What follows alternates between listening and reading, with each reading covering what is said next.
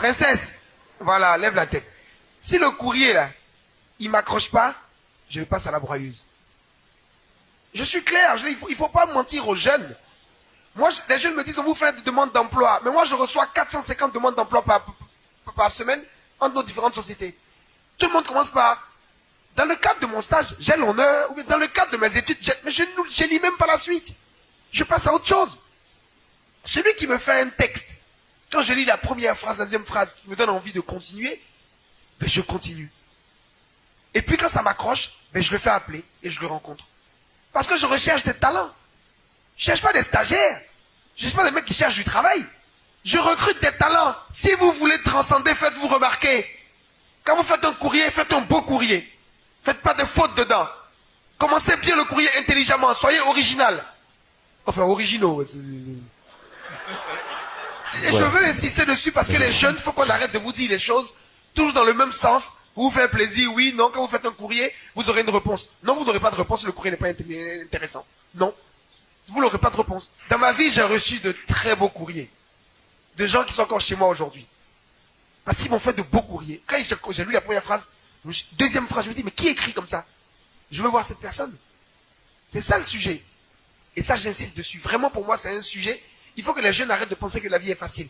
Vous êtes 20 millions à chercher du travail, vous êtes 10 millions à poursuivre quelque chose. Celui qui y arrivera, celui qui se fera remarquer. C'est pas celui qui pense que ça lui est dû. Comme je suis jeune et que j'ai un diplôme, on te doit rien du tout. Tu te dois toi-même des choses. On te doit rien du tout. Nous, on cherche des talents. Moi, je suis dans le privé. Bon, la ministre, elle pourra vous parler après du public. Moi, je suis dans le privé. Pourquoi mon entreprise est vive? Il faut que je trouve des gens qui sont compétents, des gens qui sont talentueux, des gens qui fassent avancer ma compagnie. Qui sont clivants. Je suis pas en train de faire du social. Mais non. Et quand on dit pas ça aux jeunes, quand on dit non, mais les gens ils parlent mal ou bien parce qu'ils pensent qu'ils ont réussi. Moi, je suis un enfant de pauvre. Ma mère, quand elle est à la retraite, a gagné moins de 200 000 francs CFA. J'ai mon parcours. J'ai travaillé. Et il y en a 1000 comme ça autour de nous ici. On est tous ici dans la salle aujourd'hui. Pourquoi vous pensez que nous, on est capable de réussir et que vous ne l'êtes pas? Nous ne sommes pas des surhommes. Moi, je ne suis pas un Spider-Man. Je ne suis pas Thor. Non, ça n'existe pas. Ça, c'est Hollywood, ça. Dans la vraie vie, il y a des gens qui croient en eux, qui se lèvent, qui travaillent.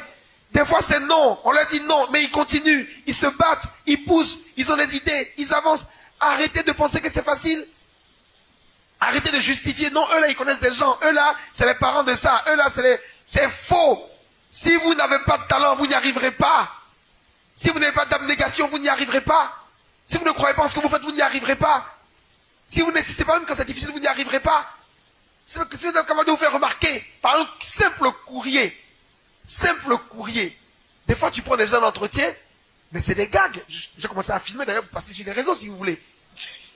Mais le mec qui vient devant toi, tu lui demandes alors, oui, présente-toi. De me présenter comment? J'ai même plus envie de continuer l'entretien. Il faut arrêter. Vous avez une chance, vous devez tout prendre. On vous donne une demi-chance, vous prenez tout. On vous donne 5 francs, vous prenez. Jetons l'espace sur la table. Mais apprenez à être des tueurs. Apprenez à être des guerriers. Lourd, ma personne. Très lourd. Très lourd. Donc, je reviens toujours avec cette même série de vidéos. Vous savez, il y a un moment, depuis qu'on a lancé le week-end de l'écrivain, j'ai un peu arrêté. Mais là, je reviens avec cette même série de vidéos. Toujours inspiré de certains mentors qui nous challengent au quotidien. Donc, une fois de plus, je vais partager avec toi 3 leçons que j'ai pu tirer de la prise de parole de Fabrice Savignon. Donc, pour ceux qui ne savent pas qui est Fabrice Savignon c'est un entrepreneur ivoirien. Et petite biographie, hein, pour que les gens puissent un peu plus savoir qui il est. C'est le PDG de l'entreprise qu'on appelle Vodou Group. Vodou Group, c'est une boîte qui fait essentiellement dans la communication. C'est une boîte de communication, que ce soit dans l'événementiel et beaucoup d'autres trucs. Voilà. Ça, il fait, entre autres, il a aussi lancé une chaîne de télévision qui s'appelle Live TV, en partenariat avec M6. Cette chaîne de télévision-là, il a lancé en 2019. Et à côté de ça aussi, il a racheté les radios Vibe Radio Côte d'Ivoire et Sénégal. Et je vais même rajouter une petite précision ici, c'est que Quand j'ai lu sa biographie, on précise que Vodou Group, il a fondé Vodou Group en 1999 alors qu'il n'avait que 27 ans. 27 ans, 1999, il a fondé une entreprise qui pèse plusieurs millions de francs CFA à ce jour. Donc, ça c'est une petite parenthèse pour ceux-là qui, à 27 ans, disent toujours qu'ils sont jeunes. À 27 ans, ils ont dû avoir le courir après les concours, ils disaient qu'ils cherchent. Voilà quelqu'un à 27 ans, il avait lancé son entreprise et aujourd'hui, il donne le travail à des centaines de personnes, à des centaines de jeunes et de chefs de famille. Voilà. C'est une petite parenthèse. J'aime à dire que il faut vraiment féliciter les entrepreneurs. Parce que je suis sûr d'une chose, c'est que quand il a lancé ça, il a dû galérer même pendant 2, 3, 4, 5 ans sans se verser de salaire. Mais aujourd'hui, grâce au sacrifice qu'il a pu faire, il permet à plusieurs familles de s'en sortir. Voilà pourquoi il dit qu'on doit féliciter les entrepreneurs. Bon, maintenant que ceci est dit, on va se recentrer sur sa petite prise de parole. Je ne sais pas si tu as remarqué comme moi, Fabrice est très cru et ça, j'adore. J'adore quand un mec est aussi cru. Il dit cache ce qu'il pense. Ça ne te plaît pas, tu peux brûler le lac. Mais il te le dit cache pour que tu comprennes. Donc, première leçon que j'ai tirée de sa prise de parole qui a duré 3 minutes et quelques, c'est que pour vous démarquer, vous devez vous faire remarquer. Non, je vais le dire différemment. Pour vous faire remarquer, vous devez d'abord vous démarquer. Je répète, pour vous faire remarquer, vous devez vous démarquer. Tu sais, pour beaucoup d'entre nous, il nous arrivait de demander, de déposer des offres d'emploi. Moi, personnellement, il y a un peu plus de 2 ans, 3 ans, lorsque je venais de réussir mon concours d'entrée en faculté de médecine et que je cherchais un job pour étudiant, il fallait déposer les CV, les lettres de motivation. Et moi, je voulais travailler en tant qu'aide-soignant dans une boîte ici, dans une clinique ici à Marignane. Donc, au début, je faisais la lettre de motivation comme tout le monde. J'ai l'honneur et tout le bavardage. Sauf que quand je faisais ça, je faisais comme tout le monde et au final, je ne sortais pas du lot. Et puis un jour, j'ai lu un livre. Réfléchir et devenir riche ou comment se faire des amis, je ne sais plus trop. Et dans ce livre, il expliquait que il donnait une astuce pour se démarquer même dans les lettres de motivation. Donc cette fois-là, quand j'ai écrit ma lettre de motivation, j'ai envie de te dire que premièrement, il fallait d'abord que la forme soit différente de ce que la RH voyait d'habitude. Et comme je savais que la couleur rouge, c'est une couleur qui tape à l'œil, sur ma lettre de motivation, j'ai mis motiver plus en rouge et en gras en filigrane.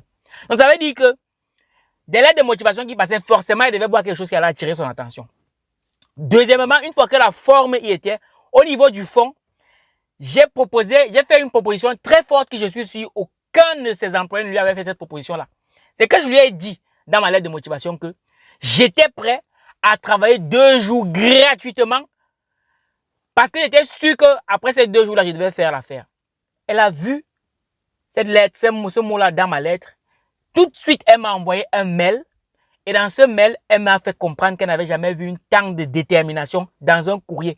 Et je vais te dire que quand elle m'a recruté, j'ai été payé plein pot. Donc même les 2 jours que j'avais proposé d'offrir gratuitement, elle me les a payés. Qu'est-ce qui s'est passé? Je me suis fait remarquer. Et c'est là toute la différence. Que tu sois employé, que tu sois entrepreneur, si personne ne te remarque, mon ami, personne ne viendra acheter chez toi. Si personne ne te remarque, personne ne va t'embaucher. Et c'est là tout le challenge. Il faut se débrouiller pour rester original, pour se faire remarquer. Oui. Mais tu vois des gens qui, comme ils font les choses comme tout le monde, après ils se plaignent d'avoir les mêmes résultats que tout le monde. Non. Tu n'iras jamais plus loin que la foule si tu suis la foule. Celui qui veut aller plus loin, celui qui suit la foule, n'ira jamais plus loin que la foule. Donc à un moment donné, il faut sortir des sentiers battus et faire des choses différemment.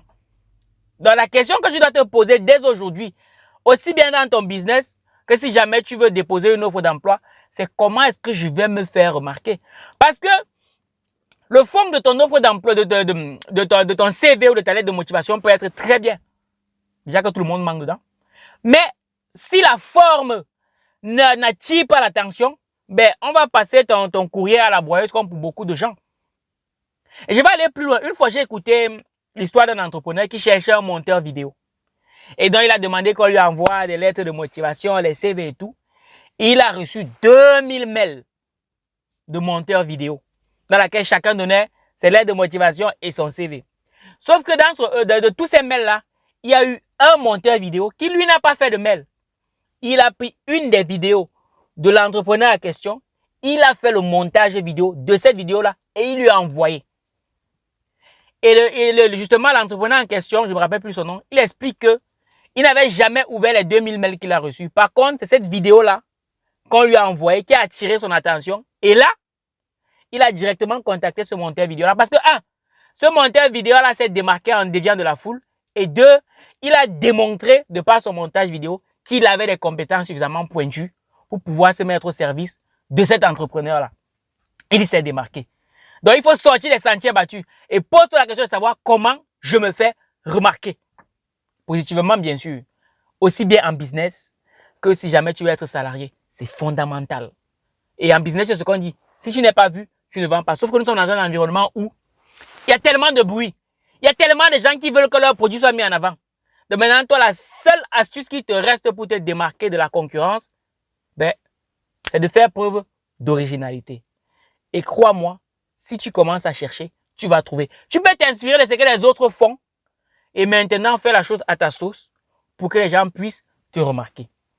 Deuxième leçon que je tire de cette petite prise de parole, c'est que on ne te doit rien. Écoute bien, on ne te doit rien. Tu te dois à toi-même de réussir. Oui, parce que comme il a dit, il y a beaucoup de gens qui, parce qu'ils estiment qu'ils ont le bac plus 24 et qu'on leur a vendu le rêve selon lequel avec le bac plus 24, ils devaient trouver un emploi. Eh bien, lorsqu'ils se retrouvent avec le bac plus 24 et qu'ils partent demander un emploi, ils n'ont rien, on commence à tirer sur l'État. L'État ne nous crée pas des emplois. J'ai eu mon bac, on m'a promis qu'à sortir de mon bac, j'aurai un emploi, je n'ai plus d'emploi. C'est comme ça qu'on fait des grèves tous les jours. Un aîné a dit un jour quelque chose qui m'a choqué, mais je partage ça avec toi aujourd'hui. C'est que si tu as des connaissances et que ces connaissances-là ne te permettent pas de résoudre tes problèmes d'argent, c'est que tu dois t'interroger sur les connaissances que tu as. Oui, parce que je suis désolé, quand moi je vois un médecin qui se plaint du chômage, quand je vois un enseignant qui se plaint du chômage, quand je vois un docteur d'université qui se plaint du chômage, je me dis qu'il y a un vrai problème. Oui, il y a un vrai problème. Parce que beaucoup de gens vont dire, je suis compétent, mon ami. Moi, j'aime dire que si tu n'arrives pas à monétiser ta compétence, c'est que tu es incompétent. Je répète, si tu n'arrives pas à monétiser ta connaissance, ta compétence, c'est que tu es incompétent. Parce que vendre sa compétence, c'est aussi une compétence. Savoir vendre sa compétence, c'est aussi une compétence. Et c'est même la première compétence que tu dois développer. Savoir vendre ta compétence, c'est la première compétence que tu dois développer. Oui. Donc si aujourd'hui, tu as un bac plus 24, que tu estimes que tu as une formation de médecin et que tu es au chômage, je suis désolé mon ami, tu es incompétent à vendre ta compétence de médecin. Je suis désolé. Et là, tu dois remettre en question toutes tes compétences. Donc, je m'ai dit, quand on a le savoir, on ne chôme pas, on ne fait pas de grève. Quand on a le savoir, on crée. Donc, quand on voit des enseignants de lycée, d'université, de collège qui se plaignent de la grève, c'est que il y a un truc qui ne va pas là. Il y a un truc qui ne va pas. Donc, ils doivent réinterroger ce qu'ils savent. Parce que lorsqu'on sait, on crée. On ne s'arrête pas là avec les pancartes, l'État. Bon, par moment aussi, l'État déconne, je suis d'accord. Mais l'État ne pourra jamais tout faire. D'ailleurs, je ne pense même pas que ce soit la volonté de l'État de déconner. Je ne pense pas. C'est qu'à un moment donné, comme on dit chez nous, ça a cuit. Et maintenant, si toi, tu estimes que tu as le savoir, tu dois inventer pour trouver des solutions à ces problèmes-là que les gens rencontrent. Donc, l'État ne te doit rien. Je te dois à toi-même de réussir. Troisième point fondamental. Donc, s'il y a une chose à retenir de toute l'intervention de Fabrice, c'est ce point-ci. Arrêtez de penser que c'est facile. À un moment donné, dans son intervention, il dit que il y a toujours des gens qui vont, parce qu'ils voient l'autre réussir, il va toujours trouver une excuse. Toujours. Il va dire non, c'est parce qu'il sort d'une famille riche. Comme si tous ceux qui sont riches réussissent à construire des empires, à bâtir des entreprises très brillantes. Non, c'est parce qu'il connaît tel et tel. Est-ce qu'il a toujours connu? La relation, ça se crée. Moi, aujourd'hui, le réseau que j'ai, je l'ai créé. J'ai dû faire beaucoup de choses pour être en contact avec un petit de personnes. Il va te dire non, c'est parce que lui, là, en Europe, qui s'en sort. Est-ce que tous ceux qui sont en Europe s'en sortent forcément? C'est pour te dire que arrête de te concentrer sur ce que tu n'as pas. Parce qu'on croit toujours que pour l'autre, c'est facile. Il s'en sort, c'est parce qu'il a telle ou telle autre facilité. Non. Arrête de penser ça. C'est la pire manière de faire. J'ai une amie une fois, je crois qu'elle va se reconnaître en regardant cette vidéo.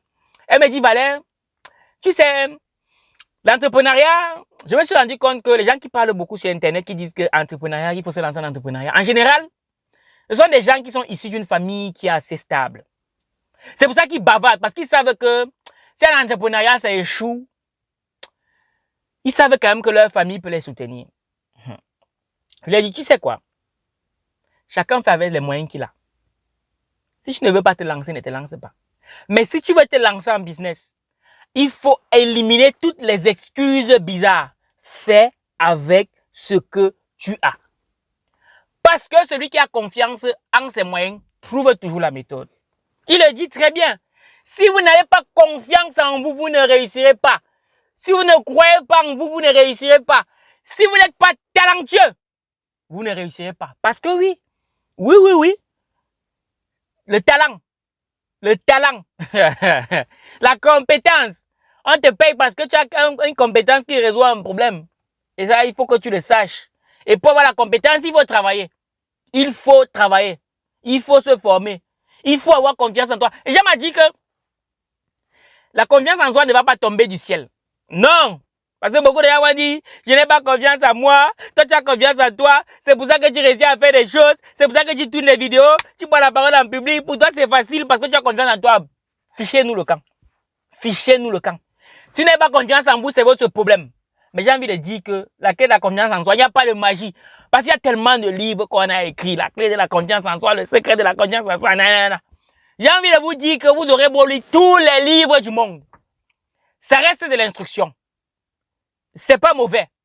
Mais à un moment donné, si vous voulez vraiment avoir des résultats, si vous voulez vraiment avoir confiance en vous, le sentir dans votre fort intérieur, il faut faire une chose. C'est passer à l'action. C'est tout. C'est tout. Quand tu finis de lire, quand tu as encore cette étincelle-là, pose une action tout de suite maintenant. Oui.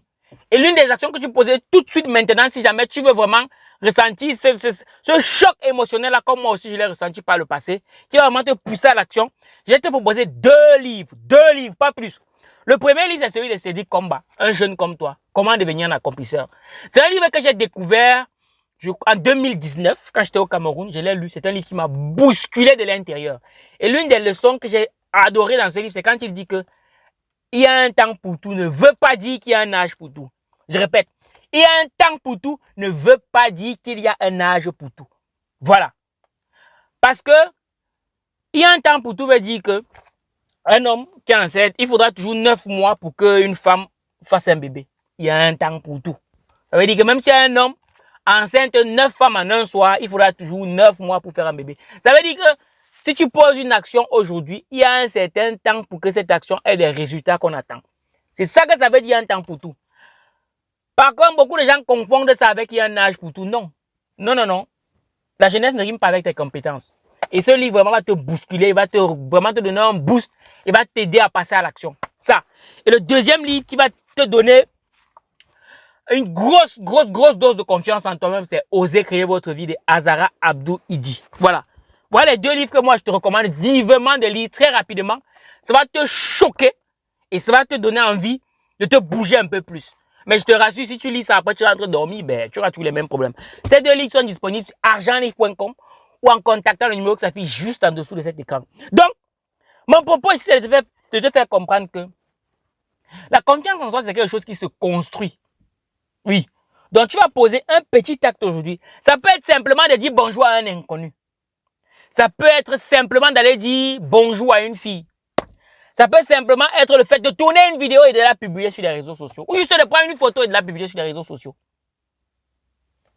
Et tu vas te rendre compte que quand tu vas poser un acte, plus un acte, plus un acte, et que tu n'en es pas mort, la confiance que tu as en toi-même va croître de plus en plus. Et tu auras le courage de poser des actes de plus en plus grands. Le succès spontané n'existe pas. Tout est dans le processus. Oui. Malheureusement, les gens veulent les événements, mais ils ne veulent pas suivre le processus. Il n'y a pas de réussite instantanée, ça n'existe pas. Ça n'existe pas à la télé, dans les films, non. Tout est dans le processus.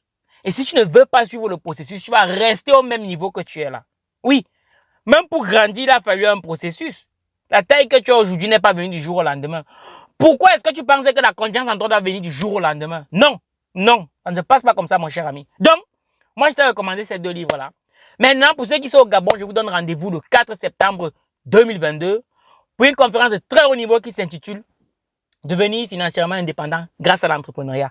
Si tu es à Libreville, c'est un rendez-vous à ne surtout pas manquer. Cela étant dit, ma personne, j'espère que cette petite capsule vidéo t'aura été utile. Si jamais tu souhaites absolument qu'on puisse avoir Fabrice Savignon en live sur cette chaîne, partagez cette vidéo massivement. Lâche un like, mets un commentaire. Je veux qu'on ait Fabrice Savignon en live sur cette chaîne. Et on va se débrouiller, on va mettre la machine en marche pour la voir afin qu'il vienne nous inspirer un peu comme beaucoup d'autres aînés. C'était Valère Béas, le chercheur d'argent. Et je te donne rendez-vous à ma prochaine vidéo. Minakano.